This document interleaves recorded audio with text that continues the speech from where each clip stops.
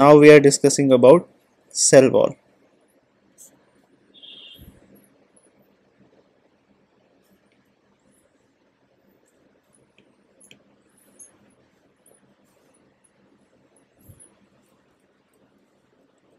Cell wall में basic अगर हम बात करें तो कुछ लेयर्स होते हैं।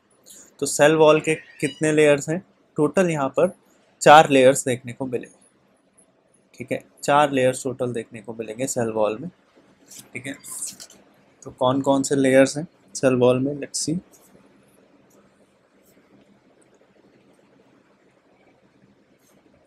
नोट कर रहे हो आप लोग? ठीक है, तो 4 लेयर्स की बात करते हैं। Layers of cell wall.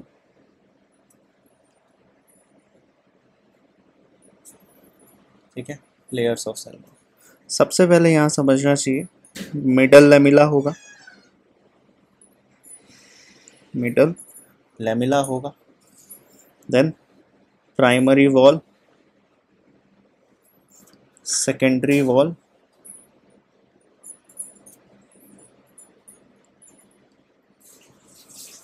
और टर्शरी वॉल।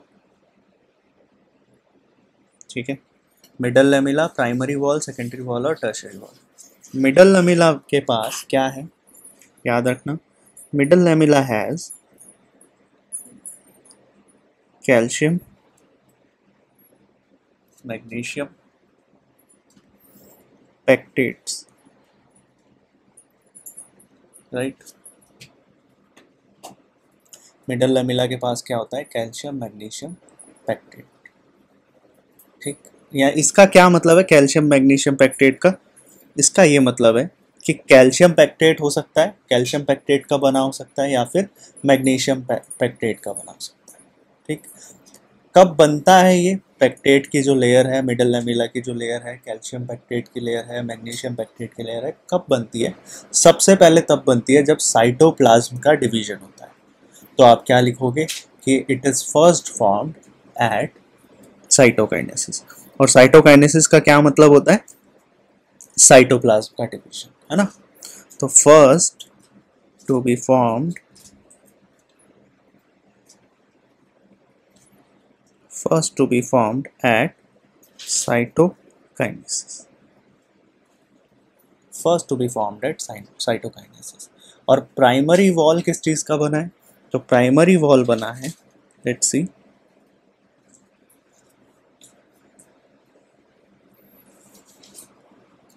तीन चीजों का, सेल्यूलोज, हेमीसेल्यूलोज, सेल्यूलोज, हेमीसेल्यूलोज और लिग्निन, और लिग्निन, राइट। लिग्निन क्यों? लिग्निन इसलिए क्योंकि lignin is impermeable to water. ठीक है, lignin is impermeable to water, right. और एक बात कि ये जो है primary wall is outermost layer of cell wall. Primary wall is outermost layer of cell wall. Innermost कौन सी होगी? तो इनर मोस्ट होगी टर्शरी वॉल। ठीक, it is outer most of all the 3 layers. और ये जैसा हमने बताया था कि ये तो बन गई भाई साइटोकाइनेसिस से। ये कौन सी प्रोसेस से बनी है? तो ये बनी है एक प्रोसेस से जिसको हम बोलते हैं, सीधा 1 मार्क में क्वेश्चन आए तो ये टर्म आप लगा सकते हो, it is formed by a process is known as intussusception. ठीक है, इंटरससेप्शन। तो ये टर्म याद रखना। ठीक है, ये सीधा यही टर्म देते हैं इसलिए मैंने ये लिखा है आपको। ठीक, तो इंटरससेप्शन is formed by intersusception, right?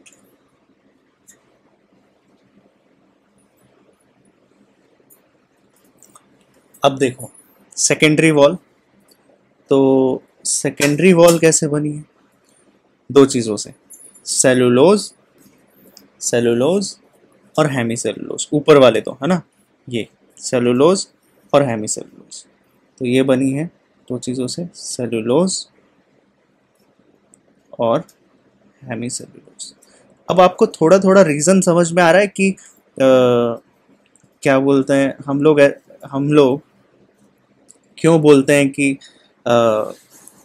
Grasses digest नहीं कर सकते हैं, है ना, आप घास क्यों नहीं खा सकते, बताओ, बताया था रीज़न मैंने, why can't we eat cellulose, right. तो और सेलुलोज किसके पास होगा, प्लांट के पास होगा, प्लांट, और प्लांट के पास ही क्यों होगा, क्योंकि प्लांट के पास ही, प्लांट सेल में ही क्या प्रेजेंट होता है, सेल वॉल। क्या एनिमल सेल के पास सेल वॉल होता है, कनेक्ट करो इसे, क्या एनिमल सेल के पास नहीं होता है, राइट।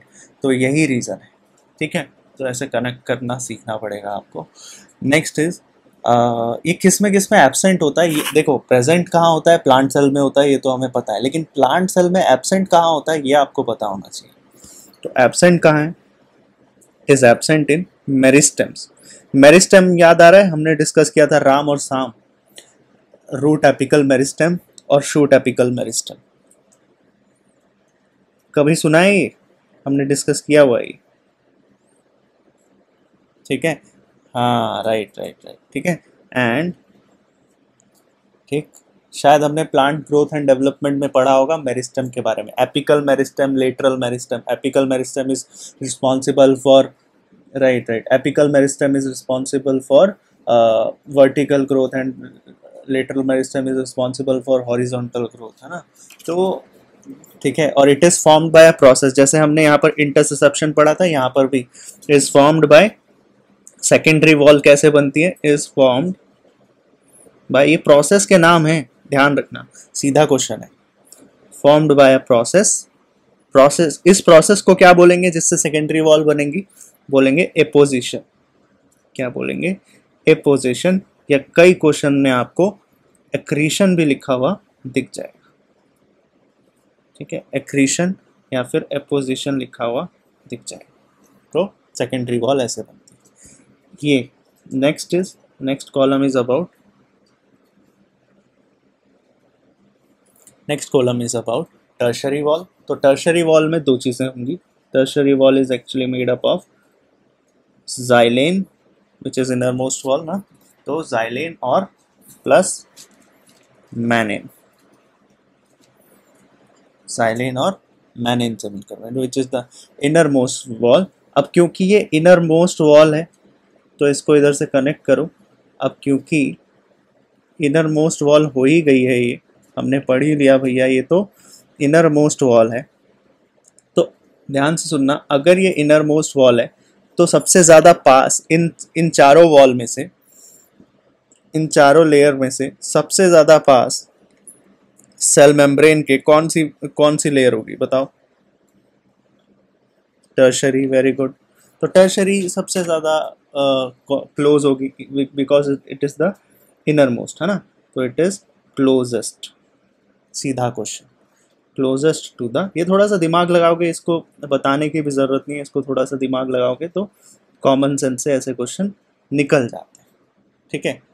तो ये ऐसे क्वेश्चन है जिनको आप बोलते हो लो hanging fruits. Low hanging fruit समझते हो, नीट का रेशियो क्या है, नीट का एग्ज़ाम पैटर्न क्या है, नीट का एग्ज़ाम पैटर्न ये है कि उसमें रेशियो है 20%, 20%, 60%, 20%, 20%, 60%, यही रेशियो है। 20% आपको मिलेंगे, 20 से क्या, 20 से ज़्यादा 30% आपको, अगर आपने एनसीईआरटी पढ़ी है तो 30% आपको मिलेंगे, क्या 30% आपको क्या मिलेंगे, 30% जिनको हम बोलते हैं low hanging fruits, low hanging fruits मिलेंगे। लो हैंगिंग फ्रूट मतलब समझ रहे हो, लो हैंगिंग फ्रूट का क्या मतलब है यहाँ पे, बोलो, लो हैंगिंग फ्रूट का क्या मतलब है। लो हैंगिंग फ्रूट का मतलब है कि ऐसे क्वेश्चन मिलेंगे आपको जो आसानी से तोड़े जा सकते हैं। ठीक है, तो लो हैंगिंग फ्रूट मतलब आपने हाथ हाथ डाला और जल्दी से फल टूट गया और सीधा आपके हाथ में। तो ऐसे आसान क्वेश्चन आएंगे 30% बस। ठीक, 60% average question, 60% would be average question, मतलब थोड़ा सा एनसीईआरटी आपने पढ़ लिया है, ठीक है, एक दो बार पढ़ोगे तो इजीली स्टेटमेंट वाले क्वेश्चन सीधा सीधा आ जाते हैं, है ना। इसलिए बोलते हैं कि जो बायोलॉजी का जो 80 to 90% पेपर होता है वो इजीली किया जा सकता है अगर आपने एनसीईआरटी ढंग से पढ़ी और थोड़ा सा उसको कनेक्ट कर सकते हो तो, है ना। क्योंकि ये मैं चीज़ें क्या पढ़ा रहा हूँ आपको, एनसीईआरटी पढ़ा रहा हूँ, लेकिन एनसीईआरटी को लाइन बाय लाइन इस तरह से, अब बच्चे क्या करेंगे, बच्चे एनसीईआरटी लाइन बाय लाइन पढ़ेंगे, लेकिन क्वेश्चन कहाँ से आएंगे, इन टर्म्स से क्वेश्चन आएंगे, लेकिन उनको उनको कैसे पता चलेगा, वो तो सभी पढ़ रहे हैं, समझ रहे हो, वो तो सभी पढ़ रहे हैं, तो कैसे पता चलेगा कि कौन सी लाइन इंपॉर्टेंट है कौन सी नहीं। वही मैं आपको नोट्स के फॉर्म में लिखवा रहा हूँ, इसलिए समझ रहे हो नोट्स इतने इंपॉर्टेंट क्यों। Is it clear? हाँ या ना बोलो।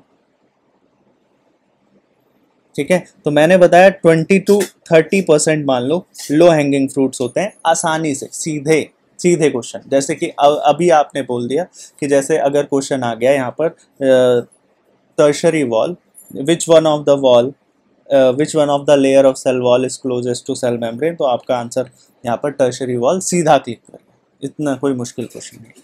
70 to 60%, 60% क्वेश्चन ऐसे होते हैं जिनको बोलते हो आप एवरेज, थोड़ा सा ऊपर है एवरेज।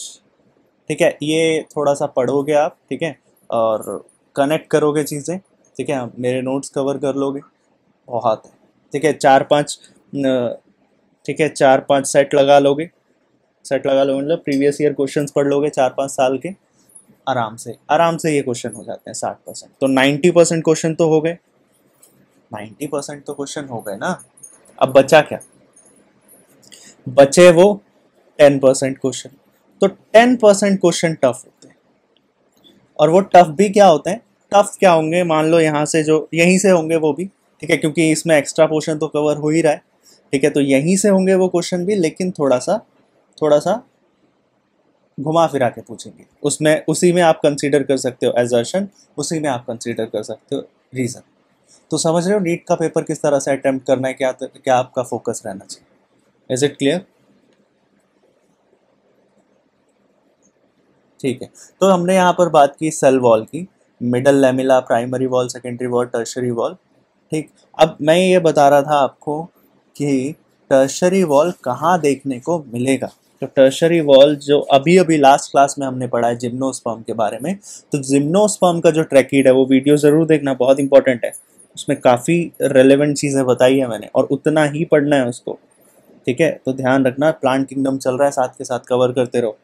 तो जिम्नोस्पर्म ट्रैकिड्स, तो जिम्नोस्पर्म के जो ट्रैकिड्स होते हैं ना, जाइलम ट्रैकिड्स जो होते हैं, क्योंकि जिम्नोस्पर्म मैंने, अगर आपने लेक्चर देखोगे तब इसको कनेक्ट करना, मैंने उस वीडियो में बताया है कि gymnosperm are the plant which are vascular, तो उनके पास जाइलम भी होगा, फ्लोएम भी होगा, और क्योंकि उनके पास जाइलम भी है तो जाइलम ट्रैकिड्स तो होंगे ही होंगे। ठीक है, नेक्स्ट, ये जो हम ये चीज़ें पढ़ रहे हैं कि भाई सेलुलोज होगा, लिग्निन होगा, हेमीसेलुलोज होगा, यहाँ सेलुलोज होगा, यहाँ हेमीसेलुलोज होगा, यहाँ जाइलिन होगा, यहाँ मैनिन होगा।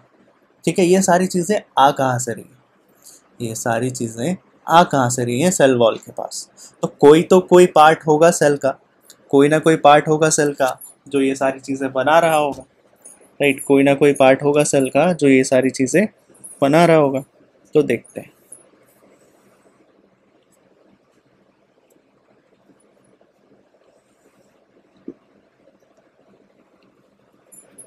ठीक है, देखो,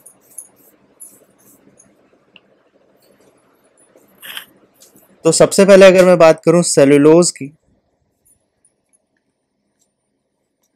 और हेमीसेलुलोज की, किसकी बात, सेलुलोज की बात और हेमीसेलुलोज की बात, और जो लिग्निन पढ़ा था, बताओ इन तीनों कंपोनेंट से मिलकर कौन सी लेयर बनी थी, अब भी डायरेक्ट क्वेश्चन, जल्दी बताओ, सेलुलोज, हेमीसेलुलोज और लिग्निन से मिलकर कौन सी लेयर बनी थी। प्राइमरी कर दी ना गलती, अभी अभी अभी बताया। ठीक है गोविंद, तो बस यही क्वेश्चन है, ऐसे ही आएगा, समझ रहे हो। ये क्या था, लो हैंगिंग फ्रूट था या फिर टफ था, एवरेज में था, क्योंकि वो 20% लास्ट वाले में तो कंसिडर कर नहीं सकते, ये लो हैंगिंग फ्रूट ही था अगर अभी अभी पढ़ा है तो। क्यों गोविंद? ठीक है, तो ध्यान रखो थोड़ा। तो सेलुलोज, हेमीसेलुलोज और लिग्निन का कौन सा वॉल बना है, प्राइमरी वॉल। तो ये आ कहाँ से रहे ये तीनों चीजें, यानी कि प्राइमरी वॉल में जो भी सिक्रीशन हो रहा है आ कहाँ से रहे, it is from the cell organelle, और उस सेल ऑर्गेनल का क्या नाम है, डिक्टियोसोम। जैसे राइबोसोम्स होते हैं वैसे ही डिक्टियोसोम भी होते हैं। तो it is secreted by a cell organelle, cell organelle मतलब organ of the cell, and which organ of the cell is dictyosomes. ठीक है, और हम सुनते हैं कि एक टफ लेयर होती है क्यूटीन सेल वॉल में, विच मेक्स इट टफ, और एक वाटर रेजिस्टेंट बोल सकते हो, या फिर बोल सकते हैं कि वाटर रेजिस्टेंट बोल सकते हैं, या फिर क्या बोल सकते हैं, वाटर रिपेलेंट या इम्परमेबल टू वाटर वाली लेयर होती है जिसको सुबेरिन बोलते हैं। ठीक है, तो ये कौन सिक्रेट करता है, तो स्फेरोसोम। तो ये भी लिखना है आपको कि क्यूटीन और सुबेरिन, क्यूटीन और सुबेरिन का फंक्शन पता चला आपको। तो ये कौन सिक्रीट कर रहा है, क्यूटीन और suberin, it is secreted by spherosomes, it is secreted by spherosomes. ठीक है, एग्जाम्पल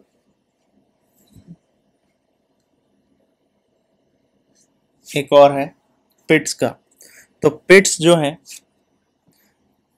मिडल लेमिला जो है, जहाँ पर पिट्स मिलता है, यानी कि जब भी आप किसी प्लांट को कट करोगे तो उसका स्ट्रक्चर आपको कुछ इस तरह का दिखता है ना।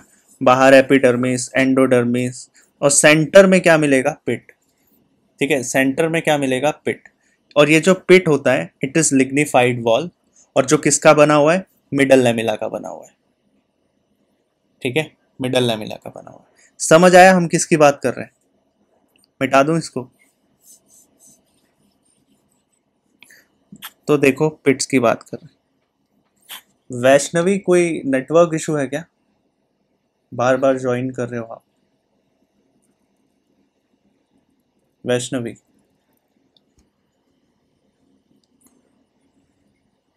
ठीक है, pits, pits seen in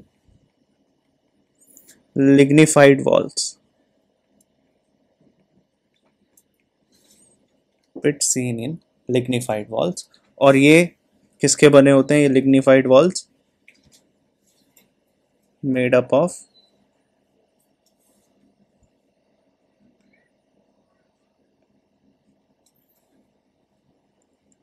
middle lamella, made up of middle lamella. ठीक, बस। तो ये it this was all about cell wall, इतना नोट कर लिया, आगे बढ़े। यहाँ हमने डिस्कस किया middle lamella, primary wall, secondary wall, tertiary wall, ये बने किससे होते हैं, कौन सिक्रीट करता है, it is very important. Dictyosome, spherosome very important, pits very important. ठीक, बढ़े आगे, इतना समझ आ गया। ये टर्म बहुत इंपॉर्टेंट है, इंट्रोस्पेक्शन, एपोजिशन, एक्रीशन। ठीक है, नोट हो गया, बढ़े आगे, बोलो भाई। तो नेक्स्ट इज साइटोप्लाज्म। तो अगर आपने नोटिस किया हो तो हम लोग क्या कर रहे हैं, हम लोग बाहर से अंदर की तरफ जा रहे हैं। जब हम सेल के बाहर से अंदर की तरफ जाएंगे तो हमको क्या क्या चीजें मिलेंगी, देखो। सबसे पहले तो हमको दो ही चीजें मिलेंगी, सेल मेम्ब्रेन मिलेगा, या सेल मेम्ब्रेन मिलेगा, या फिर सेल वॉल मिलेगा, है ना। उसके बाद क्या मिलेगा, द फ्लूइड, साइटोसोल बोलते हैं जिसे। अब किसी ने पूछा था, ये वैष्णवी ने पूछा था, भैया साइटोसोल क्या होता है ना। मैंने बताया था आपको साइटोसोल इज नथिंग बट, क्या बताया था वैष्णवी मैंने, साइटोसोल क्या होता है, याद है? साइटोसोल पूछा था ना कभी तुमने, याद है? हाँ, it is the solution in the cytoplasm, है ना। अब साइटोप्लाज्म है क्या? Cytoplasm is the fluid. और जब भी मैं वो बात करता हूँ फ्लूइड की, जब भी मैं बात करता हूँ फ्लूइड की, तो मैं फ्लूइड बताता हूँ आपको कि दो चीजें जरूर होंगी। जैसे हम बोलते हैं ब्लड, ब्लड कोई लिक्विड नहीं है। अब बताओ ब्लड लिक्विड है या फ्लूइड है? Blood is fluid. क्यों है ब्लड फ्लूइड? क्योंकि इसमें सॉलिड पोर्शन भी है। सॉलिड पोर्शन इज आरबीसीज, डब्ल्यूबीसीज, प्लेटलेट्स, और इसमें लिक्विड पोर्शन भी है विच इज प्लाज्मा। ठीक है, तो इसलिए स्पर्म जो है वो, स्पर्म या सीमन भी देखो अगर आप, तो semen, semen is a fluid, seminal fluid बोलते हैं हम। क्यों? क्योंकि उसमें सेमाइनल प्लाज्मा है और कुछ स्पर्म सेल्स हैं। तो सॉलिड पोर्शन भी है, लिक्विड पोर्शन भी है। ऐसे ही ब्लड देखो तो वो भी फ्लूइड है। ऐसे ही यहाँ पर जो साइटोप्लाज्म है वो लिक्विड नहीं है, साइटोप्लाज्म इज फ्लूइड। क्यों? क्योंकि वहां पर जो सॉल्यूशन है, लिक्विड पार्ट है, उसको हम बोलते हैं साइटोसोल, ये याद रखना। और जो सॉलिड पार्ट है उसको हम बोलते हैं, जो सॉलिड पार्ट है उसको हम बोलते हैं सेल ऑर्गेनल्स। सेल ऑर्गेनल्स जो हम आगे पढ़ेंगे, सेल ऑर्गेनल्स का मतलब, सेल ऑर्गेनल्स के एग्जांपल आपको पता होंगे, एंडोप्लाज्मिक रेटिकुलम, गोल्जी अपैरेटस, है ना, राइबोसोम्स, याद आ रहा है कि नहीं आ रहा है, nucleus, mitochondria, lysosomes. So these are the cell organelles. Cell organelles are nothing but organs of the cell. These are organs of the cell. ठीक है, ये बताया किसने था? Who discovered this cytoplasm? Who coined the term cytoplasm? तो burger नाम के एक साइंटिस्ट थे, ऐसे याद रख लेना, स्ट्रास बर्गर। कौन सा बर्गर है ये? जल्दी बोलो, कौन सा बर्गर है ये? तो स्ट्रास बर्गर। तो स्ट्रास बर्गर नाम के एक साइंटिस्ट थे जिन्होंने ये साइटोप्लाज्म की डिस्कवरी की थी, टर्म दिया था एक्चुअली। ठीक है, तो Strasburger, cytoplasm is the cytosol plus cell organelle. ठीक है, तो साइटोप्लाज्म किससे, दो चीजों से मिलकर बना है, साइटोसोल और सेल ऑर्गेनल्स।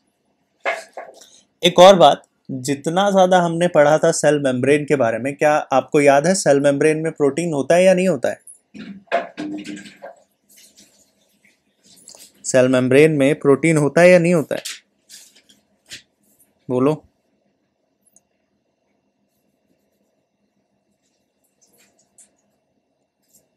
बोलो भाई, कहाँ चले गए तुम लोग? होता है, राइट।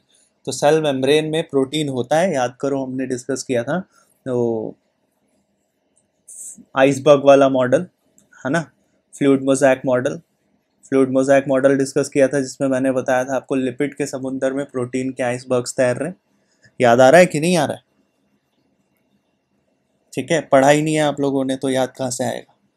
पढ़ा है घर पे जाके, जो मैंने बोला था रिवीजन करना है आपको लगातार। तो देखो, प्रोटीन कॉन्सेंट्रेशन, यहाँ पर प्रोटीन कॉन्सेंट्रेशन उतना नहीं होगा, होगा, लेकिन प्रोटीन कॉन्सेंट्रेशन क्या होगा, काफी कम होगा as compare to cell wall या as compare to cell membrane. तो protein concentration is very less in cytoplasm. Fine. अब जैसे फॉर एग्जांपल कि क्या है,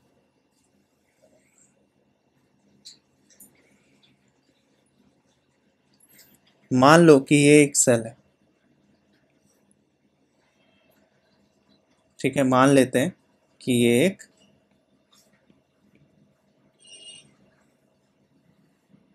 सेल है। तो अगर ये सेल है तो यहां पर न्यूक्लियस भी होगा, मतलब अलग अलग सेल ऑर्गेनल्स तो होंगे ही। ठीक है, और मैं बोल रहा हूं आपको इस पोर्शन की बात कर रहा हूं। हम किस पोर्शन की बात कर रहे हैं? हम इस पोर्शन की बात कर रहे हैं। इसको हम क्या बोलेंगे? ये जो पोर्शन नजर आ रहा है आपको, इसको हम क्या बोलेंगे? बोलो। ये वाला पोर्शन है साइटोप्लाज्म।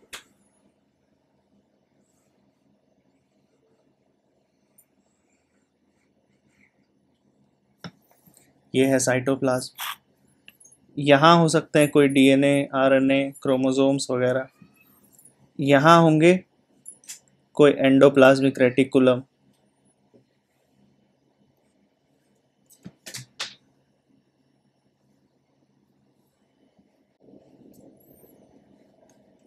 ठीक है। इसी तरह का स्ट्रक्चर होता है किसी सेल का। ये हो गया एंडोप्लाज्मिक रेटिकुलम। अगर यूकैरियोटिक सेल है तो यहाँ पर इस तरह से माइटोकॉन्ड्रिया भी होगा, और माइटोकॉन्ड्रिया तो डबल लेयर्ड स्ट्रक्चर होता है। ये माइटोकॉन्ड्रिया, लाइसोसोम्स वगैरह भी होंगे, लाइसोसोम्स हैं, राइबोसोम्स भी होंगे यहाँ पर, ठीक है। लाइसोसोम, राइबोसोम्स, तो ये सब सेल ऑर्गेनल्स तो होंगे ही, है ना। और गोल्जी बॉडीज, एंडोप्लाज्मिक रेटिकुलम के आसपास गोल्जी बॉडीज तो होंगे, ठीक है। गोल्जी बॉडीज का होना बनता है, लाइसोसोम, ठीक है। ये सब स्ट्रक्चर होगा। सेल मेम्ब्रेन का जो स्ट्रक्चर देख रहे हो आप, ये क्या होगा? ऑब्वियसली डबल लेयर्ड स्ट्रक्चर होगा। Plasma membrane will be double layered structure, ठीक है। तो मैं यहाँ बताना क्या चाह रहा हूँ, स्ट्रक्चर से थोड़ा सा ध्यान दो। मैं ये बता रहा हूँ कि मान लो आप बोलते हो कि मैं बोल रहा हूँ कि ये एक सेल है और ऐसा ही एक और सेल है, तो इस सेल से दूसरे सेल में जो ट्रांसपोर्ट होगा, इस सेल से मान लो दूसरे सेल में, अनदर सेल में जो ट्रांसपोर्ट होगा, ये मान लो यहाँ पर कोई दूसरा सेल है, तो ये ट्रांसपोर्ट किसके थ्रू होगा? क्या चीज़, मतलब प्लाज्मा मेम्ब्रेन फैसिलिटेट करेगी? यहाँ पर जो प्लाज्मा मेम्ब्रेन है वो हेल्प करेगा इस ट्रांसपोर्ट में कि नहीं करेगा, जिसे आप सेल मेम्ब्रेन बोलते हैं। तो किन किन तरह का ट्रांसपोर्ट हो सकता है, क्या बोलते हैं उन ट्रांसपोर्ट को? ये हमने पढ़ा है भाई। अब बताओ जल्दी, कैसा कैसा ट्रांसपोर्ट हो सकता है अगर एक सेल से दूसरे सेल में चीजें ट्रांसपोर्ट हो रही है तो? या तो बाहर जा रही है, या ऐसा भी हो सकता है कि अंदर आ रही है थ्रू द सेल मेम्ब्रेन। तो कैसा कैसा ट्रांसपोर्ट हो सकता है? Right, very good. पैसिव हो सकता है और एक्टिव हो सकता है, ऑस्मोसिस हो सकता है, ठीक है। ये सब हो सकता है, हमने डिस्कस किया था, ठीक है। पैसिव हो सकता है, एक्टिव हो सकता है, diffusion, facilitated diffusion, facilitated diffusion, याद करो, यही सब तो पढ़ा है, ठीक। तो ये, लेकिन ये तो ठीक है, समझ में आ गया। लेकिन मान लो अगर मैं बात कर रहा हूँ कि ट्रांसपोर्ट जो हो रहा है ना, वो ऐसा भी तो होता है कि ट्रांसपोर्ट, जैसे मैं बोल रहा हूँ कि यहाँ पर प्रोटीन है, ये जो प्लाज्मा मेम्ब्रेन है, तो मैंने बताया ये प्लाज्मा मेम्ब्रेन जो है कैसा स्ट्रक्चर है कि लिपिड के समुंदर में प्रोटीन तैर रहे हैं यहाँ पर। तो यहाँ पर प्लाज्मा मेम्ब्रेन में, या जो ये सेल मेम्ब्रेन है, इसमें लिपिड और प्रोटीन आए कहाँ से, कर क्या रहे हैं यहाँ पर? तो ये बनाए होंगे सेल ने ही, खुद ने बनाए होंगे, एंडोप्लाज्मिक रेटिकुलम ने बनाए होंगे। जैसे यहाँ पर दो तरह के एंडोप्लाज्मिक रेटिकुलम होते हैं, हम पढ़ेंगे। एक होता है रफ एंडोप्लाज्मिक रेटिकुलम, और एक होता है smooth endoplasmic reticulum. Rough endoplasmic reticulum क्या बनाता है? रफ एंडोप्लाज्मिक रेटिकुलम के पास यहाँ राइबोसोम दिखते हैं, इसलिए हम उसको क्या बोलते हैं? रफ एंडोप्लाज्मिक रेटिकुलम बोलते हैं। और स्मूथ एंडोप्लाज्मिक रेटिकुलम के पास कुछ ऐसा नहीं है, तो इसलिए हम इसे स्मूथ एंडोप्लाज्मिक रेटिकुलम बोलते हैं। रफ एंडोप्लाज्मिक रेटिकुलम के पास राइबोसोम्स हैं, तो वो बनाएगा प्रोटीन, और वही प्रोटीन जाकर ट्रांसपोर्ट होगा from the endoplasmic reticulum to the Golgi bodies, और गोल्जी बॉडीज में इसकी पैकेजिंग होगी, और वो पैकेजिंग होने के बाद कहाँ पहुंचेगा? वो पहुंचेगा सेल मेम्ब्रेन में। ये कहानी है टोटल, जो हम पढ़ेंगे धीरे धीरे और डेप्थ में जाएंगे। तो आपको बेसिक बात पता चल गई कि ये चल क्या रहा है, कि एक सेल ऑर्गेनल से, एक ऑर्गन ऑफ द सेल से चीज़ें ट्रांसपोर्ट हो रही हैं, ठीक है। सब मॉलिक्यूल्स ट्रांसपोर्ट हो रहे हैं, चाहे वो प्रोटीन हो या फिर लिपिड हो। अब लिपिड की कहानी सुनो, जब स्मूथ एंडोप्लाज्मिक रेटिकुलम प्रोटीन नहीं बना रहा है तो क्या बनाएगा? लिपिड बनाएगा। तो आपको यहाँ पर याद हो जाना चाहिए कि रफ एंडोप्लाज्मिक रेटिकुलम क्या बनाएगा, क्योंकि इसके पास राइबोसोम है, तो it is responsible for making what? Rough endoplasmic reticulum is responsible for making protein, right. और smooth endoplasmic reticulum is responsible for making, नहीं, लिपिड, ठीक है। तो वो लिपिड और प्रोटीन आपको समझ में आ रहा है कहाँ से आ रहा है? तो अब देख रहे हो यहाँ पर जो ट्रांसपोर्ट चल रहा है वो एक सेल से, ऐसा नहीं है कि एक सेल से दूसरे सेल में ट्रांसपोर्ट हो रहा है, तो यहाँ आप पैसिव एक्टिव वाली बात ही नहीं करोगे, ठीक है, ऐसे कनेक्ट करते हैं।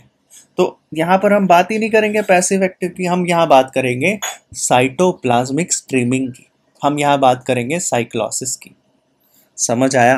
तो ट्रांसपोर्ट में जब एक सेल ऑर्गेनल से, मान लो एंडोप्लाज्मिक रेटिकुलम से ट्रांसपोर्ट होती है कोई चीज़ दूसरे सेल ऑर्गेनल पे, ये एक सेल ऑर्गेनल है, ये दूसरा सेल ऑर्गेनल है, और ये तीसरा सेल ऑर्गेनल है, भाई ऐसे ही तो ट्रांसपोर्ट हो रहा है from endoplasmic reticulum to Golgi bodies, Golgi bodies to cell membrane, ऐसे ही ट्रांसपोर्ट हो रहा है।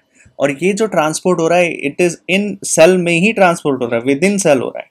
तो अगर सेल के अंदर ही जो ट्रांसपोर्ट होगा उसको हम बोलते हैं साइटोप्लाज्मिक स्ट्रीमिंग या फिर साइक्लोसिस, ठीक है। तो ये लिख लो, बहुत इंपॉर्टेंट है, यहाँ से क्वेश्चन आएगा। साइक्लोसिस क्या है? देखो, साइक्लोसिस, ठीक है, साइक्लोसिस, साइक्लोसिस क्या है? It is the cytoplasmic streaming, it is the cytoplasmic streaming. Cytoplasmic streaming in order to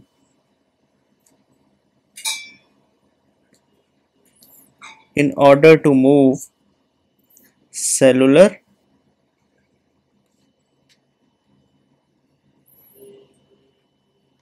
components, cell के जो कंपोनेंट्स होंगे जैसे प्रोटीन, लिपिड या कोई भी बायोमोलिक्यूल, उसको मूव करने के लिए जो कंपोनेंट्स होंगे उनको हम क्या, उनको वो जो प्रोसेस होगी उसको बोलेंगे साइटोप्लाज्मिक स्ट्रीमिंग या साइक्लोसिस, ठीक है। ये जनरली देखा जाता है किसमें?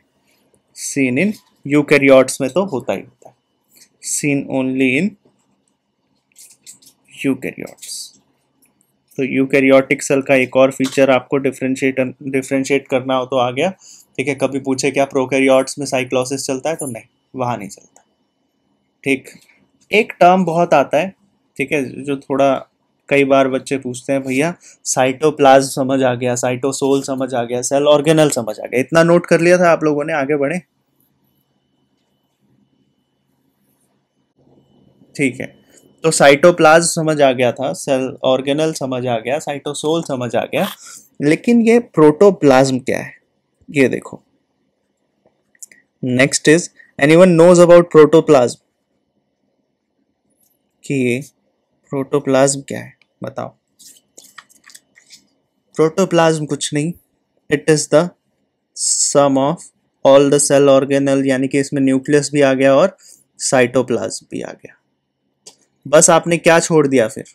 आपने बस यहाँ पर सेल वॉल छोड़ दिया, सेल मेम्ब्रेन छोड़ दिया, है ना। तो मैं हमेशा इसको एग्जांपल देता हूँ। For example, this is an orange, ये क्या है? एक ऑरेंज है, क्या है? एक ऑरेंज है। हाँ, ये थोड़ा आपको कलर में ऑरेंज जैसा नहीं दिख रहा, लेकिन क्या है ये? एक, मान लो क्या है ये? ये लो, ये एक ऑरेंज है। अब तो ठीक है, ये एक ऑरेंज है। तो अगर ये ऑरेंज है तो इस ऑरेंज को खाने के लिए क्या करना पड़ेगा भाई? सबसे पहले क्या करोगे? पील करोगे, है ना। तो इसके अंदर जो भी है इसके अंदर, फॉर एग्जांपल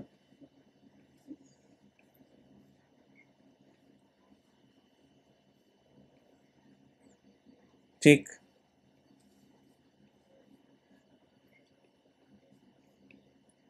इसके अंदर, ठीक है। तो पील करोगे, जब इसको पील करोगे आप तो कौन सा पार्ट बाहर आ जाएगा? ये वाला पार्ट, और खाओगे तो ये। तो क्या बताना चाह रहा हूं मैं, ये जो जितना भी बाहर वाला पोर्शन आपने पील करके निकाल दिया, ये क्या था? ये क्या था? सेल वॉल और सेल मेम्ब्रेन। जो अब बचा है वो क्या है? प्रोटोप्लाज्म। गुड, समझ आ गया। तो देखो, ये है प्रोटोप्लाज्म। आगे ध्यान दो, तो protoplasm is the physical basis of life. ठीक है, अब सेल है तो सेल मेम्ब्रेन, पूरे सेल को तो हम बोलते हैं ना structural and functional unit of life, लेकिन सिर्फ प्रोटोप्लाज्म के लिए कोई टर्म है क्या? तो हाँ, प्रोटोप्लाज्म को हम क्या बोलते हैं? It is the physical basis of life. और ये किसने एक कोटेशन दिया था? It is the physical basis of life. एक बहुत नामी साइंटिस्ट थे। ठीक है, किसने कहा था ये?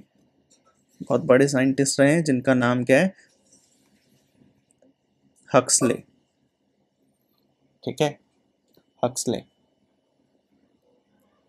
तो और प्रोटोप्लाज्म के दूसरे नामकरण भी किए गए हैं दूसरे साइंटिस्ट के द्वारा, तो वो थोड़ा समझो। जो ये इनको नाम, इसको और क्या बोलते हैं? हम इसको बोलते हैं सारकोड। तो सारकोड जो टर्म है, ये किसने दिया था? सारकोड term was given by a scientist called Dujardins. Dujardins. Next is protoplasm.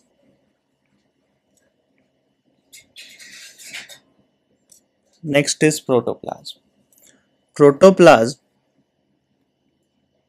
ये टर्म किसने दिया था? तो प्रोटोप्लाज्म भी तो टर्म है, ये किसने दिया था? It was given by परकिंजे। परकिंजे सुना होगा, इसी के नाम पर परकिंजे फाइबर्स पढ़े हमने, याद आ रहा है? जिसने भी, अच्छा वैष्णव पढ़ा है, अगर वो पढ़ा है ना, ये फिजियोलॉजी, ह्यूमन फिजियोलॉजी में हमने डिस्कस किया था परकिंजे फाइबर्स। तो परकिंजे फाइबर्स, ठीक है। अब कई बार ना नीट वाले क्या करते हैं, कुछ गलती करते हैं। ठीक है, वो आपको 4 ऑप्शन दे देंगे कि मान लो उन्होंने 4 ऑप्शन दे दिया कि बोला आपसे ये आया हुआ क्वेश्चन है, ध्यान रखना। और ये बच्चे बहुत गलती करते हैं, और मैं आपको हमेशा बताता हूँ। नेक्स्ट, जैसे हर कुछ क्लास में आपको कुछ लास्ट क्लास में भी कुछ ट्रिक्स दी थी आपको नीट के लिए, याद है? क्या क्या बताया था? एलिमिनेशन वगैरह बताया था आपको मैंने बताया था 50-50 बताया था, और क्या बताया था? क्वेश्चन ठीक से पढ़ने के लिए बोला था। और कौन कौन सी टेक्निक बता चुका हूं मैं? आज बताया लो हैंगिंग फ्रूट, एवरेज और टफ, है ना? तो एक और बहुत इंपॉर्टेंट पार्ट मैं बता रहा हूं आपको, सुनो।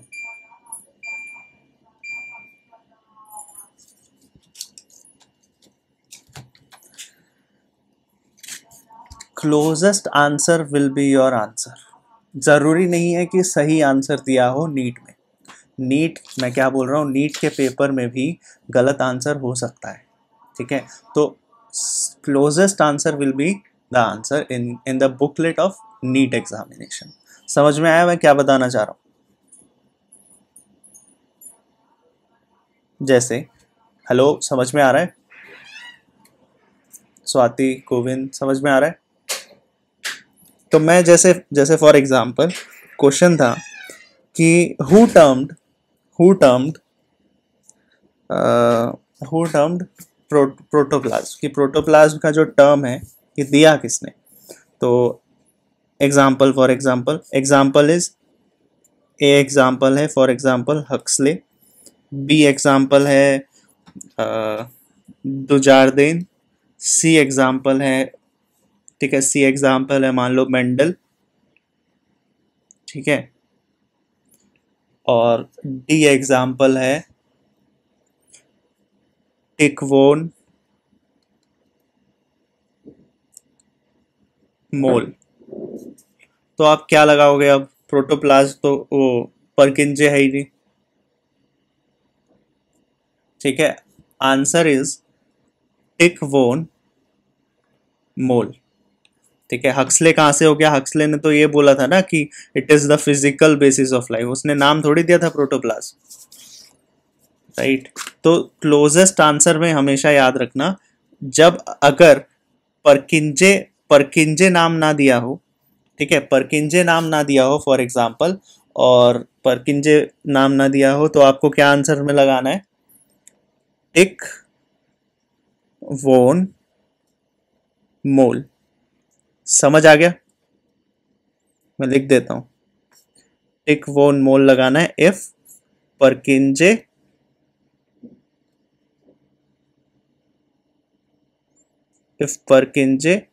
is not there in the option. इतना समझ आ गया आपको? बोलो।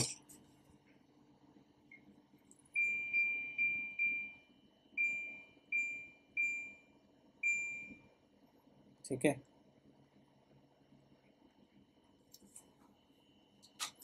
तो यहाँ पर हमने बात की प्रोटोप्लाज्म की, एंड वी डिस्कस्ड कि भाई क्या क्या नाम दिया था, क्या किसने दिया था, और एग्जाम में अगर चीज़ें आती हैं तो कैसे कवर करेंगे।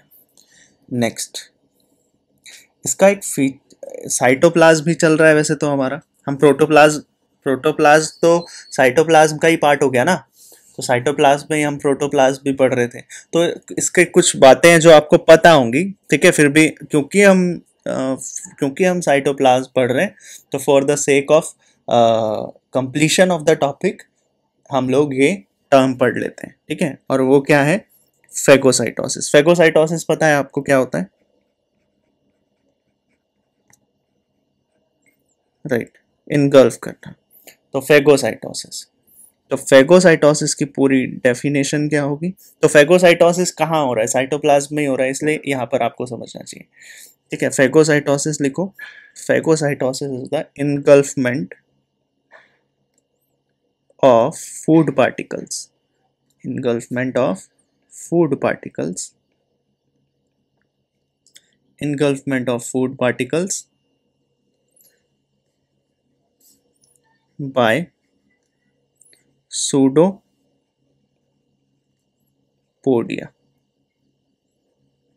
by pseudopodia। इसकी डिस्कवरी किसने की थी? फेगोसाइटोसिस होता है, इसकी डिस्कवरी किसने की थी? ये भी याद रखना है। तो it was discovered by a very famous scientist, Metchnikoff. Metchnikoff, ठीक है। तुम सोच रहे होगे भैया सारे साइंटिस्ट फेमस थे क्या? बट डिस्कवरी कर दी तो फेमस ही होंगे ना, सिंपल सी बात है, ठीक है। याद रखोगे, मैचनिकॉफ, ठीक है। Next, next is pinocytosis. Pinocytosis भी हमने डिस्कस किया ही है, याद आ रहा है? बताओ व्हाट इज पिनोसाइटोसिस। सेल अगर खाना खाता है तो फेगोसाइटोसिस, इनगल्फ करता है तो फेगोसाइटोसिस, और ड्रिंक करता है, पानी पीता है तो पिनोसाइटोसिस। समझ आया? Is it clear? तो यहाँ पर हमने कवर कर लिया सेल वॉल, हमने यहाँ पर कवर कर लिया साइटोप्लाज्म, ठीक है।